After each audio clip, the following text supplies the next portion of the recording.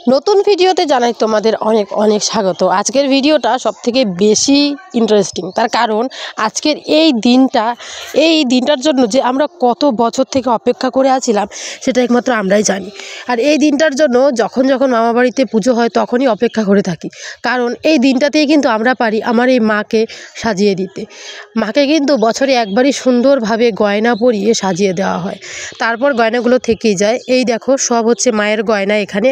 আর মাকে প্রথমত এরকম লাগছিল কারণ সব গয়না খুলে রাখা হয়েছিল। আর এগুলো তো যেগুলো আছে এগুলো তো এমনিতে গয়না পরানো, এগুলো তো আসল গয়না নয়। আর এখানে দিদি, আমি, বুনু, মিতালি দি সবাই মিলে ঠাকুরকে এই লক্ষ লক্ষ টাকার গয়নাগুলো পরিয়ে দেব। আজকের দিনটার জন্য সত্যি আমরা না অনেক অপেক্ষা করে থাকি। তো এই যে মিতালি দি কিন্তু প্রথমে কিছু গয়না পরিয়ে দিল, তারপর বাবু কাঁদছিল, তারপর চলে গেছিলো বাবুর কাছে। তো এদিকে দেখো প্রত্যেকটা হাতে অনেক রকম গয়না থাকে, বড় বড় হার, সব কিছুই কিন্তু আজকে আমরা মাকে পরিয়ে দিচ্ছি। আর হ্যাঁ, পড়াতে বেশি সময় লাগে না, এই ধরো 1.5 ঘন্টা 2 ঘন্টা তো পড়াতে লাগে। আর এই 1.5 ঘন্টা 2 ঘন্টায় কিন্তু আমাদের কাছে অনেক মূল্যবান হয়ে থাকে, কারণ আমরা পারি আমাদের এই মাকে আমাদের নিজের মতো মনের মতো করে সাজিয়ে দিতে। তো আজকে কিন্তু এটাই করছি, আমরা এখানে 5 বোন মিলেই কিন্তু আমাদের এই মাকে আজকে সাজিয়ে দিচ্ছি। আর এই ঠাকুরটা হচ্ছে কিন্তু পাথরের ঠাকুর, তারপর রং করা হয়েছে, এবার নতুন করে আরও রং করা হয়েছে। দেখো কি সুন্দর লাগছে হাতে যখন এইগুলো পরিয়ে দেওয়া হচ্ছে। এটাকে কি বলে আমি জানি না, তোমরা অবশ্যই বলো। আমি না এত কিছু নাম জানি না, নিশ্চয়ই আমি সাজুগুজু করি কিন্তু নামগুলো জানি না। তো এই যে দেখো সুন্দরভাবে কিন্তু ঠাকুরকে সাজিয়ে দেওয়া হচ্ছে। আর আমি এই হারটা পরিয়ে দিতে গেছিলাম, দিদি বললো তুই তো নাগাল পাবি না, আমি পরিয়ে দিই। তো আমি কিন্তু তুলে তুলে দিচ্ছিলাম আর দিদি পরিয়ে দিচ্ছিল, এটাই হচ্ছে আসল কথা। তুলে তুলে দেওয়াটা ভালো লাগে আমার কাছে, তাই আমি কিন্তু এভাবে তুলে তুলে দিয়েছিলাম। ও হ্যাঁ, মনে পড়েছে, হাতে যেগুলো পড়েছে ওগুলোর নাম মানতাসা বলে। আর এই যে গলায় একটা 7 নড়ি হার পরিয়ে দেওয়া হয়েছে। আজ এই লক্ষ লক্ষ টাকার গয়নাগুলো মাকে আমরা সব বোন মিলে একসাথে পরিয়ে দিলাম। আর এখানে দেখো একটা জবা ফুলের মালা আনা হয়েছিল, এগুলো হচ্ছে কেনা। আর এদিকে দেখো সুন্দরভাবে কিন্তু ঠাকুরকে দিদি সুন্দরভাবে সাজিয়ে দিয়েছে। দেখো সাজানোর পর ঠাকুরের মুখটাই যেন পাল্টে গেছে, এতটা ভালো লাগছিল, মনটা ভরে যাচ্ছিল, মনে হচ্ছিল ঠাকুরকে যেন দেখতেই থাকি। আজকের দিনে ঠাকুর একদম মনে হয় মানে কি বলবো, একদম সাক্ষাৎ জ্যান্ত হয়ে যায়, এতটাই ভালো লাগে। আজকের দিনে না ঠাকুর খুব চকচক করে। আর পুজোর সময় যখন মামা একটা মন্ত্র বলে, সেটা হচ্ছে ক্ষমা চাওয়ার মন্ত্র, খুব কান্না করে বলে, সেই মন্ত্রটা শোনার পর কারোই না মন স্থির থাকে না, কারণ সবার চোখেই জল চলে আসে। তখন মনে হয় যে হে ভগবান, কত পাপ করেছি এই জীবনে, কতই না পাপ করেছি, আজ এই সব পাপ তোমার কাছে বললাম। মনেই থাকে না জানো, কত অজান্তে কত পাপ করে ফেলি আমরা, এগুলো কিন্তু আমাদের মনে থাকে না। তো সেই সময় ক্ষমা চাওয়ার মন্ত্রটাতে এই জিনিসগুলো না খুব মনে পড়তে থাকে। দেখো এদিকে দিদি সুন্দরভাবে সাজিয়ে দিচ্ছিল। আর সাজিয়ে দেওয়ার পর ঠাকুরকে এতটাই ভালো লাগছিল, এতটাই ভালো লাগছিল, মনে হচ্ছিল আমার মা কালীকে আমি দেখতেই থাকি। প্রথমে এই লাল ফুলটা পরানো হয়েছে, তার নিচে দেখো একটা রজনীগন্ধার ফুল পরানো হয়েছে, তার নিচে হয়েছে বেলপাতার ফুল।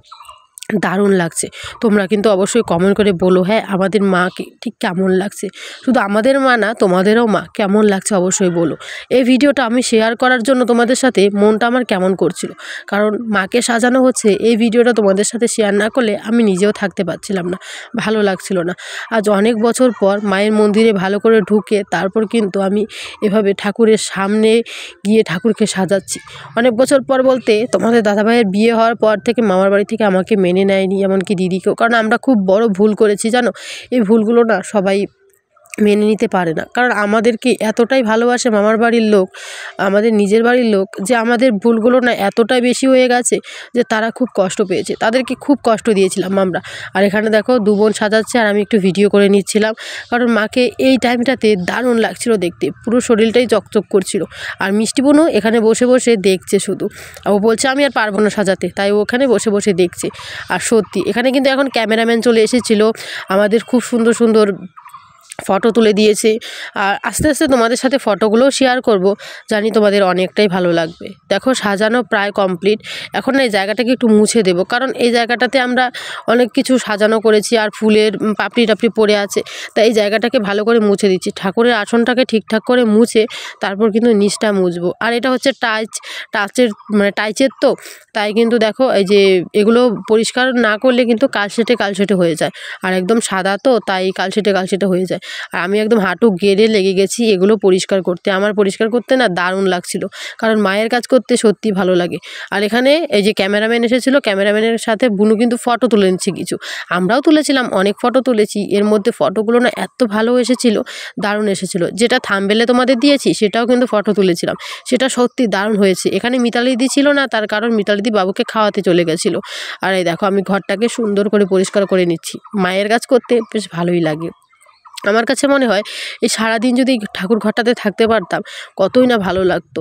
সত্যি ঠাকুর ঘরে যখন কাজগুলো করছিলাম কোনো রকমই খারাপ লাগছিল না। সারাদিন উপবাস, সারা রাত জাগনা থেকেও পরের দিনও না শরীরে সেই ক্লান্তি ভাবটা আসেনি। হয়তো এটা ঠাকুরের কাজ করেছি ওর জন্যই। এমনিতে দেখবে 1 ঘন্টা 1.5 ঘন্টা খাওয়ার লেট হয়ে গেলেই প্রচুর খিদে পেয়ে যায়। আজকে আমার একদমই এরকম হয়নি, বা কারোই হয়নি। প্রত্যেক বছর চেষ্টা করি মায়ের পুজো ধুমধাম করে, অনেক নিয়ম নিষ্ঠা থাকে, সব কিছু পালন করে ঠিকঠাক করে তারপর কিন্তু পুজো দিতে। দিদি এখানে খুঁজছিল, সেটা হচ্ছে সেলুটিপ। আর এখানে মায়ের শাখা পলা নিয়ে আসা হয়েছিল, মাকে এখন শাখা পলা পরিয়ে দেওয়া হবে। শাখা পলাগুলো দিদি পরিয়ে দিবে, আর আমি ভালো করে জায়গাগুলোকে পরিষ্কার করে নিচ্ছি, কারণ আর বেশি সময় নেই। এখন তো প্রায় বিকেল হয়ে গেছে, আর কিছুক্ষণ পর আমাদের মায়ের পুজো শুরু হবে। আর এই পুজোতে আমরা এতটা আনন্দ করি না, এতটা আনন্দ করি বলে বোঝাতে পারবো না। আর এবার তো আমরা সবাই একসাথে হয়েছি, তাই এবারের আনন্দ, এবারের মজা একটু বেশি। তো এখানে আর কিছু ফটো তোলা হবে, ঠাকুরকে এক পাশ থেকে ফটো তোলা হচ্ছে, অনেক রকম অ্যাঙ্গেলে না ঠাকুরকে ফটো তোলা হয়েছে। দেখতে এতটা ভালো লাগছিল, এতটা ভালো লাগছিল কি বলবো। ঠাকুর যেন আজকে সত্যি আমাদের কাছে অন্য রূপে একটু ধরা দিয়েছে, দারুণ লাগছিল। তোমাদের কাছে ভিডিওগুলো কেমন লাগছে জানিও কিন্তু। তোমরা যদি জানাও তাহলে আরও ইচ্ছে করবে, আরও অনেক অনেক ভিডিও আছে তোমাদের সাথে শেয়ার করতে। আমি পার্ট পার্ট করে ভিডিওগুলো শেয়ার করছি যেন তোমাদের দেখতে ভালো লাগে আর তোমাদের বুঝতেও ভালো লাগে। আর সবগুলো একসাথে মিশিয়ে শেয়ার করলে হয়তো ভালো লাগতো না। আজকের গয়না পরানো, তারপর কালকে আসবে পুজোর ভিডিও। পুজোতে আমরা অনেক আনন্দ করেছি জানো। আর এই টাইমটাতে কিন্তু বাইরে অনেকেই দেখছিল যে মাকে সত্যি কত সুন্দর লাগছিল, মাকে দেখতে এতটাই ভালো লাগছিল, মানে আমি বলে বোঝাতে পারবো না, বারবারই বলছি মাকে দারুণ লাগছিল। তো মায়ের ফটো তোলা এখানে প্রায় কিছু কমপ্লিট, দিদিও এখন মায়ের সাথে কিছু ফটো তুলে নেবে, আমরাও তুলেছিলাম। মায়ের সামনে দাঁড়িয়ে ফটো তোলার সত্যি এমন ভাগ্য আমার এত তাড়াতাড়ি হবে আমি ভাবতেই পারিনি, দারুণ লেগেছিল। ভগবানের কাছে প্রার্থনা করেছি যেন খুব তাড়াতাড়ি আমরা সবাই মিলে আরও ভালো ভালো করে ফটো তুলতে পারি, আর সবাই যেন সুস্থ থাকি, আর এভাবেই মিলিয়ে মিশিয়ে একসাথে থাকি। তো দিদি এখানে শাখাগুলোকে বেঁধে নিচ্ছিল, কারণ শাখাগুলো তো এভাবে পরানো যাবে না, বেঁধে সুতো দিয়ে পরিয়ে দিতে হবে। আর এটা হচ্ছে পাথরের ঠাকুর, আর এই শাখাগুলো তো এই হাতে ঢুকবে না, তাই কিন্তু পরিয়ে দেওয়া হবে। আর মাটির ঠাকুরে যখন বায়না দেওয়া হয় তখনই কিন্তু মূর্তি যেখানে বানানো হয় সেখান থেকেই, মালির বাড়ি থেকেই কিন্তু ঠাকুরের জন্য শাখা পলা সব পরিয়ে দেয়। আর এখানে তো পরিয়ে দেওয়া যাবে না, তাই কিন্তু এখানে পরিয়ে দেওয়া হয়নি। তো এই ঠাকুরটা প্রায় ধরো 6-7 বছর হয়ে গেছে মাটির, মানে মাটির এখানে দেওয়া হয় না, পাথরের দেওয়া হয়। আর পাথরের দেওয়ার পরের থেকেই দেখি ঠাকুরের মুখটাই যেন অনেক উজ্জ্বল হয়ে গেছে। শ্বেত পাথরের ঠাকুর তো। আর তোমরা ঠাকুরের মুখটাও একটু পর তোমাদেরকে দেখাবো, কেমন লাগে অবশ্যই বলো। এখানে অনেক রকম অনেক কথাবার্তা হচ্ছিল। আর আমরা যখন মানে সব বোন একসাথে থাকি না, তখন আমাদের মজা, আমাদের ঠাট্টা সব কিছু যেন অন্য লেভেলে চলে যায়, দারুণ লাগে, দারুণ। তোমাদের কাছে কেমন লাগে আমাদের এই আনন্দগুলো অবশ্যই কিন্তু জানিও। আর এবার তো আমরা সবাই একসাথে হয়ে ঠাকুরকে এত সুন্দরভাবে সাজিয়ে দিয়েছি, একসাথে সব কিছু পালন করেছি, আমাদের কাছে না দারুণ লাগছিল। আনন্দ এবার যেন সত্যি অন্যরকম লেভেলে চলে গেছে। তো দেখো এখানে কিন্তু ঠাকুরের জন্য সব কিছু করার পর দিদি শাখাগুলোকে বেঁধে নিয়েছে। আর ওই পাশ থেকে কিন্তু আমিও ঠাকুরকে একটা বাটি ছিল, মানে ঠাকুরের হাতে যেটা মানে অসুরের রক্ত পড়ে, সেই বাটিটা কিন্তু ফেভিকুইক দিয়ে বসিয়ে দেবো, না হলে কিন্তু এই বাটিটা বসতে চায় না। তো এই যে এখানে কিন্তু চলে এসেছি, ফেভিকুইকটা লাগিয়ে ঠাকুরের হাতে সেই বাটিটা আমি মানে লাগিয়ে দেবো ঠাকুরের হাতে। আর আমি ভাবতে পারিনি সত্যি যে আমি আজকে নিজের হাতে ঠাকুরের হাতে বাটি লাগিয়ে দেবো, দারুণ লাগছিল, দারুণ।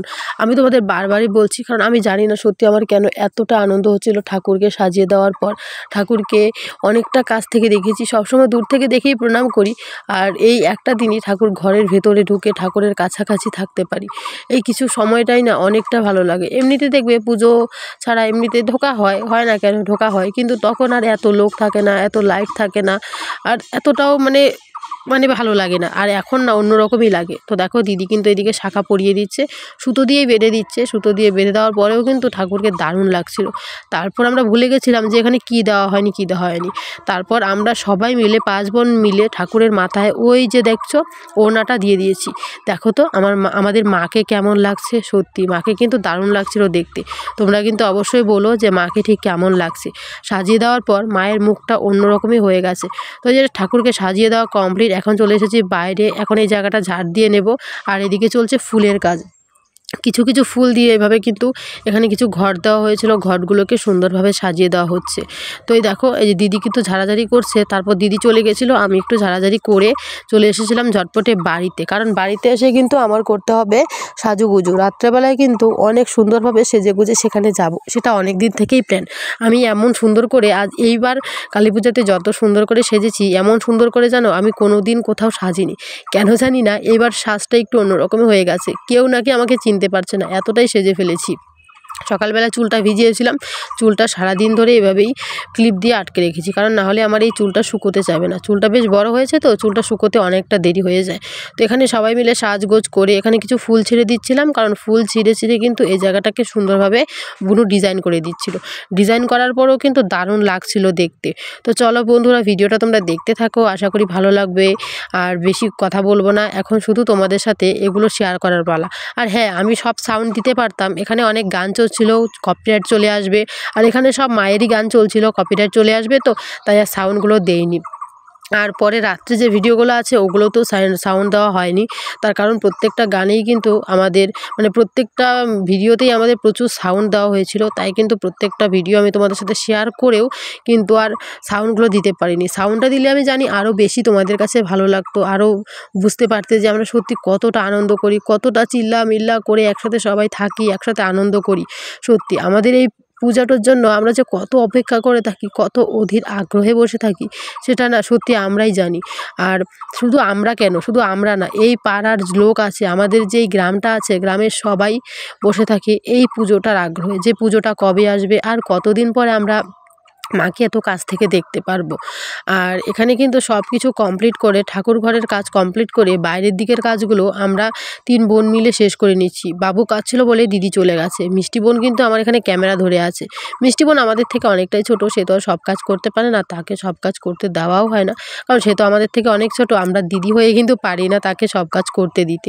এখানে দেখো ফুলগুলো ছিল, দিদি আমাকে বলছিল তুই তাড়াতাড়ি রেডি হয়ে যা, আর রেডি হতে তো সময় লাগবে, তাই উঠে গেছিলাম যে এখন আমি ঝটপটে বাড়ি যাই। দিদি বলছিল এখানেই সাজ, তো বললাম না, এখানে যদি আমি সাজি তাহলে আমার মনটা চাবে যে তুমি সাজিয়ে দাও, তুমি সাজিয়ে দাও। আমার দিদি খুব সুন্দর সাজিয়ে দেয়, তো তাই মনটা চাবে তুমি সাজিয়ে দাও। তাই বলছিলাম না, আমি বাড়ি যাই, একা একা সেজে আসি, যতটুক পারি। সেরকম তো সাজতে ভালো একটা পারি না, কিন্তু যতটুক পারি একা একা করে আসি। আর কোনো যদি মিস যায় সেটা তুমি করে দিও। এখানে কিন্তু সব ফুল টুল নিয়ে একদম বাড়িতে চলে যাচ্ছিলাম, মানে একদম মামার বাড়িতে রেখে তারপর কিন্তু আসবো এখানে।